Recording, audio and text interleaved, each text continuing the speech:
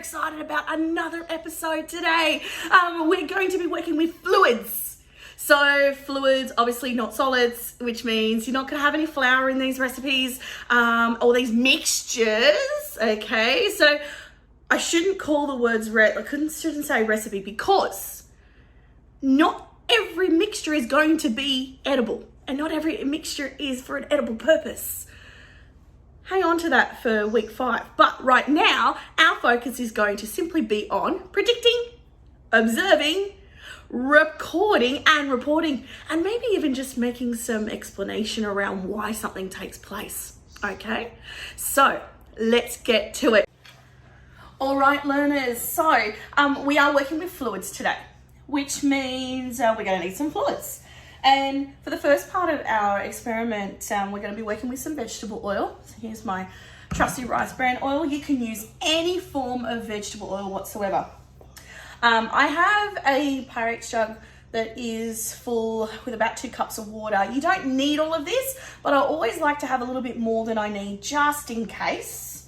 I also will need some food coloring, and you can pick whatever color you want. I might go for green today. That's going to be my color for today. And I need a small jar. There it is. Now, this is just a lolly jar that my kids got at a birthday party once, and you could use any form of jar. It could be a sauce jar, could be a drink bottle even. It could even be a coffee jar if mum or dad drinks coffee. There's all sorts of things that you can use. So as long as it's a clear jar that can be sealed, that's what we're after. So I wonder, knowing what materials I'm going to use, so oil, food coloring, water, and a jar, can you predict what is going to happen? All right, let's get started. So what I'm going to do is I'm going to pour into my jar some water, and I'm going to pour it maybe about just under a cup, maybe 2/3 of a cup.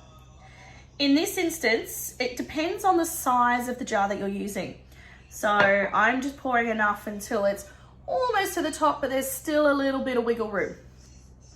Okay, so there's still just a little bit of space where there's air. I then am going to get about 1/3 of a cup of oil using my trusty measuring cup. Now, I'm probably going to spill it. So one of the things that you can do right now is get yourself a funnel. Let's see if Mrs. Evans has one hiding in her kitchen. I always keep funnels in my kitchen, unless I've taken them to do science experiments at school. So here we go, here's my funnel. And I'm gonna pour in my oil, glug, glug, glug, glug, glug, glug, glug, glug, glug, glug, glug, glug, glug. Here we go. And as I lift, I've realized it's just to the top. I don't know if you can see that. Can you see what's happening? The oil is sitting on top of my water. It's not really mixing. Now again, the oil's still, there's still space to go. We've always got to leave a little bit of room for air. And the rest of my mixture is my food coloring. So here I'm going to have 1, 2, 3, 4, 5. You can put as many drops as you want, whatever's going to make the right effect. And I wonder if you can see what's going to happen. Let's have a look. So the drops start off and they seem to kind of not really be mixing, but here we go.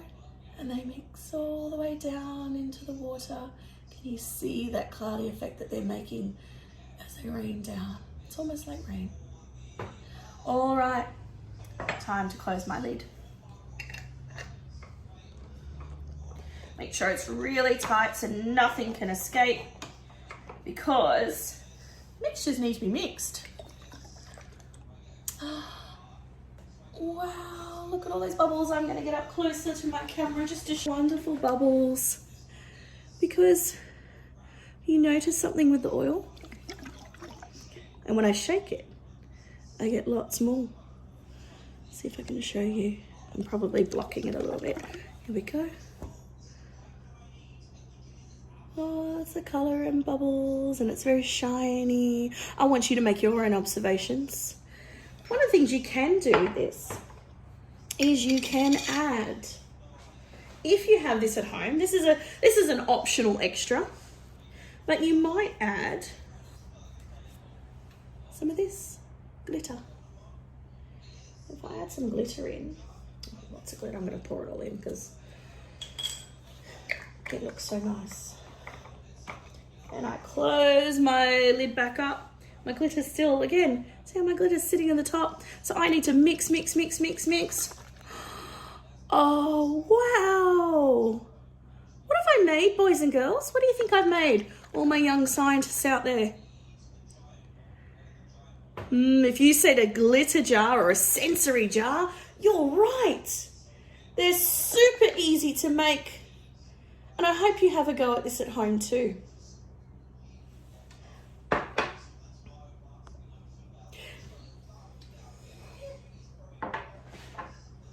So we know if we mix water and oil and food colouring together, we can make a sensory jar. If you think about it, that's the purpose of that mixture that I made.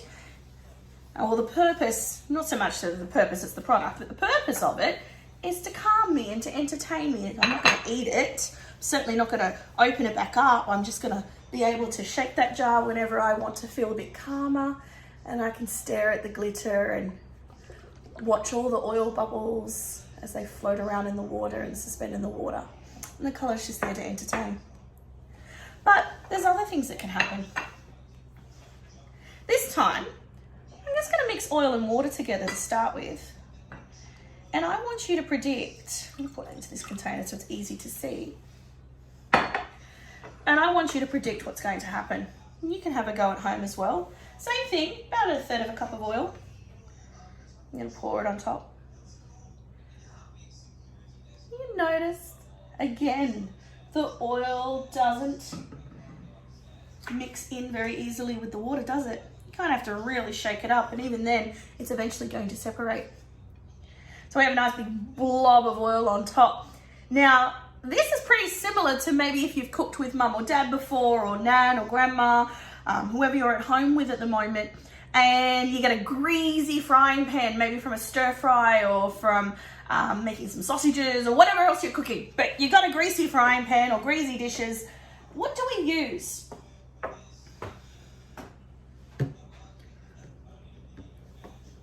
Dishwashing liquid. I wonder, I'm going to make some predictions and I want you to make some predictions.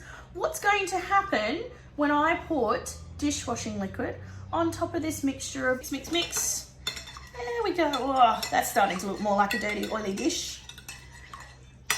Mixing up my oil and water, and you can see all those oil bubbles mixing all through the water right now. And then I'm going to add a teaspoon of dishwashing liquid and watch what happens. Did you see that? The oil, as soon as the dishwashing liquid hit the oil, it just separated. See if we can do it again. And then when I mix, wherever the dishwashing liquid is, the oil starts to separate. It doesn't mix anymore. That's because dishwashing liquid is what's called a detergent. I want you to make your observations now and maybe have a go at this at home. There you have it. So exciting. I hope you have a go at these experiments at home. They're such fun to do, and they only require some things that you might already have in the house, some cooking oil, some water, and some detergent. The food colouring is optional. If you're going to make a sensory jar, it's best to have some food colouring. And maybe if you can find some glitter or even something sparkly in the house that you can pop in, maybe some buttons, things that can suspend in the oil. They're always lots of fun. But you experiment and have a go and be scientists. All right, we'll see you next time. Bye. Thanks for joining us on Science with Mrs. Evans. See you next time.